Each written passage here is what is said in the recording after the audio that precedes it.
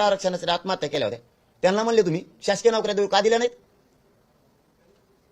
का नाही म्हणले नेत्या संघ तुमच्या? मग की तुमच्यामुळं आमच्या लेकरांना फाशी घातलेल्या त्यांना नोकऱ्या नाहीत त्यांच्या कुटुंबाला का नाही म्हणलात? बोलायला किती लागतं? मी का बोललो मराठा बांधवांनो? 6 महिने झालं घुमवते ती. यांना वाटतं मी खोटं बोलावं समाजाला यांच्यासाठी. 6 महिने झालं. आज की मागं घेतो उद्या घेतो, प्रक्रिया सुरू आहे. 6 महिने प्रक्रिया सुरू असती. सगळ्या स्वारींची अंमलबजावणी करतो.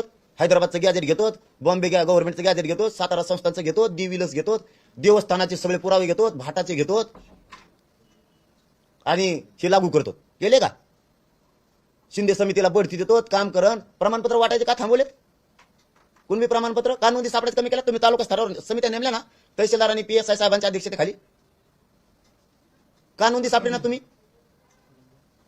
हे आणण्यासाठी काम आमदारांमंत्री बोलले नाही सभागृहात त्या दिवशी. माझ्याच विरोधात रान उठिलं. आमच्या नेत्याला बोलला त्याला अटक करा, ते चौकशी करा. काय चौकशी करा? काय माझ्याजवळ? तुम्हीच अडचणीत येणारे सगळे. तुमचे मंत्री सुद्धा काय अडचण येणार? रेकॉर्डिंग आहेत आमच्याजवळ त्यांचे. हो, हे पत्रकार परिषदेत जाहीर बोलतो आम्ही. तुम्ही जरी दुसऱ्या कोणत्या करून कॉल केला ना तरी आम्ही दुसरा मोबाईल वरून धरलेला आहे. हा, तुम्ही किती हुशार आहेत. तुमच्या पुढचा आहे डाव टाकणारे आपण सुद्धा, पण ते आपण वेळेवर काढणार, दाखविणार येत नाही, शायनिंग मारणार नाही. हा, तुम्ही कसं फसवलंय हे आमच्याजवळ रेकॉर्डिंग घेत ना. उद्या देतो, परा दिवशी देतो. तुम्ही म्हणता ना आम्ही नाही म्हणलो होतो सगळ्या स्वारीचं. काही जण तुम्ही आमच्या मागं कोण आहे का नाही ते सिद्धच करा आता. आणि तेवढ्यासाठी यासाठी निमित्त मागं कोण आहे बघायसाठी. ते जे हजारो करोड रुपये खाल्ले ते कमी भोवती घेऊन येणार त्यांचं शोधन जरा. ज्यांनी आमचा महाराष्ट्र सगळा चुरून खाल्ला, आमचे गोरगरीब चुरून खाल्ले पुरे. तुमच्याकडे आलं झाले मोकळे. समजा मी म्हणलो तुमच्याकडे आलो 10% चांगलंय, मग जरांगे काही नाही एकदम जरांगे पाटील खास माणूस चांगला एकदम बेस्ट, वा वा वा तो सारखा पोरगच नाही, मग मुके घ्यायला सुरू करा.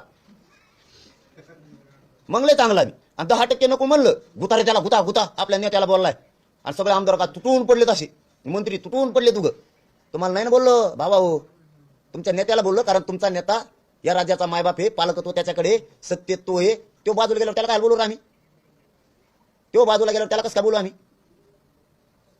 लेकराच्या बाजूने बोलायला पाहिजे. मराठ्यांच्या तुम्ही मोठे होते आणि आता मायबाप मराठी तुम्हाला सांगतो तुमचे लेकर मोठे व्हायची वेळ आली तर हे आपलेच आमदार आणि आपलेच मंत्री आपल्या विरोधात रान उठवायला लागले. त्याचं पोरगा मोठं झालं, परदेशात गेलं. आपण कधी त्यांच्याबद्दल वाईट चितीलं का? आता आपले मोठे व्हायला लागलं तर आपल्या विरोधात बोलायला लागलं. कशाचे आपले ते? हे आपले नाहीत मराठा बांधवांनो. हे आपले असतात. आपल्या कोण बोलले असते? 10-15 तर आले तर जास्त नाही, 10-15-20 आमदार मंत्री एकत्र आले आणि नेत्याकडून झाले. म्हणजे हे तुम्ही 10-15-20 जण आमचं वाटोळ करणार आहेत आमच्या पोरायचं. मराठ्यांना आपल्या लेकराचं वाटोळ होऊ द्यायचं नाही. हे आपल्याच जीवावर मोठे झालेले. आता कसे मोठे होते बघू. मग नाही तर सगळ्या स्वाऱ्यांची अंमलबजावणी द्या. देवेंद्र फडणवीस साहेब, तुम्हाला माझी विनंतीपूर्वक सांगणं आहे, तुम्ही सगळ्या स्वाऱ्यांची अंमलबजावणी द्या. ओबीसीतून आरक्षण आणि ठरलेले विषय आहेत ते सगळे सोडवा. 4 ते 5 विषय आहेत. आमचे तुमचं शत्रुत्व नाही, नसता मी हटत नाही म्हणजे नाही. आणि मराठ्यांनो एकजुटून पाठीशी उभा राहा. तुमचा लेकरो म्हणून लढतोय. हे आमदार मंत्री किती विरोधात गेले बार काही लक्ष ठेवा.